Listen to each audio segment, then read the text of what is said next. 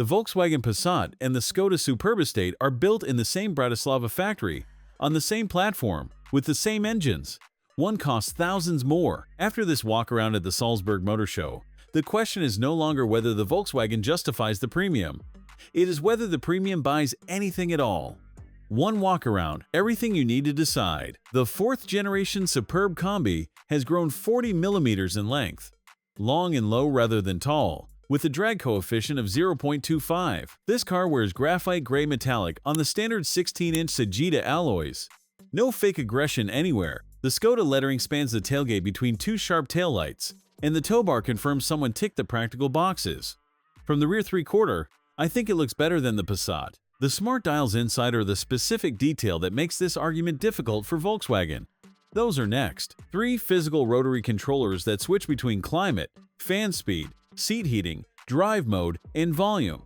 The Passat does not have these. It relies on the touchscreen for climate adjustments at 80 on the motorway. Skoda solved a problem Volkswagen chose to ignore.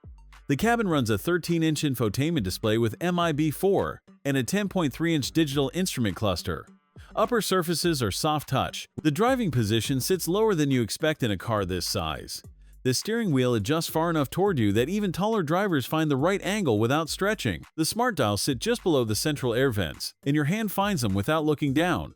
That matters more than it sounds. The 13-inch screen tilts slightly toward the driver, which means the passenger has to lean in to use it. I noticed that on the second day. The door bins hold a 1-liter bottle without it rattling against the window switch, and Skoda still hides an umbrella in the driver's door. Nobody else does that. The center console storage is deep enough to swallow a wallet and a phone without stacking them, but there is no wireless charging pad on the Essence trim. That is an option, and at this price it probably should not be. The seat fabric has a tighter weave than the previous generation. It feels more considered than in photographs. Whether it ages, as well as the leather in the Lauren and Clement, is a question I cannot answer yet, but first impressions are better than I expected them to be. Rear seat space is vast, 2 6-footers behind 2 6-footers with room to spare. I have been in Audi A6 Avants with less rear legroom. The honest negative is below the knee line. Lower dashboard plastics are harder. You notice it once. I stopped thinking about it, but I am not going to pretend it is not there. 690 liters of boot space with those seats in place changes the practical argument. That figure is next. 690-liter seats up, around 24.4 cubic feet. Fold the bench and it opens to 1,920. The Mercedes E-Class estate offers 615. The BMW 5 Series Touring, 570. This Skoda matches the Passat exactly and beats both Germans comfortably. The variable loading floor, the cargo fasteners, the 12-volt socket for plugging in a Hoover. Someone at Skoda clearly uses their own product. I find that impressive at this price. 150 horsepower from the 1.5-liter TSI mild hybrid. 250 Nm through the 7-speed DSG, 9.3 seconds to 100 km per hour, around 9 seconds to 60 miles per hour. Not fast, adequate, and adequately smooth. The mild hybrid system cuts the engine when you lift off, helping the combined figure sit at 5.3 liters per 100 kilometers, approximately 44 miles per gallon. In a car this size, that number earns respect.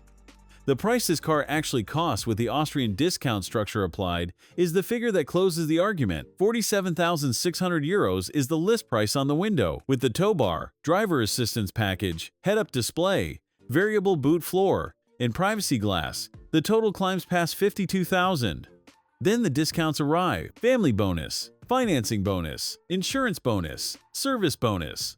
The real transaction price through Porsche Bank lands at 44,178 euros. The equivalent Passat variant costs approximately 3,000 more. That premium buys a Volkswagen badge, marginally more refined upper surfaces, and a resale curve with more data behind it. Those are real things. What it does not buy is more space, better physical controls, or a longer warranty. Skoda offers 5 years and 100,000 kilometers. Whether that changes your shortlist is your decision, not mine. But the evidence on this show floor in Salzburg is harder to argue with than it was a generation ago. This is the first Superb where the answer to the badge question might genuinely be no. Thanks for watching. If you enjoyed this video, hit that like button and subscribe for more content just like this. Leave a comment below with your thoughts or questions. I read every single one. And don't forget to click the bell icon to get notified about my next upload. See you in the next video.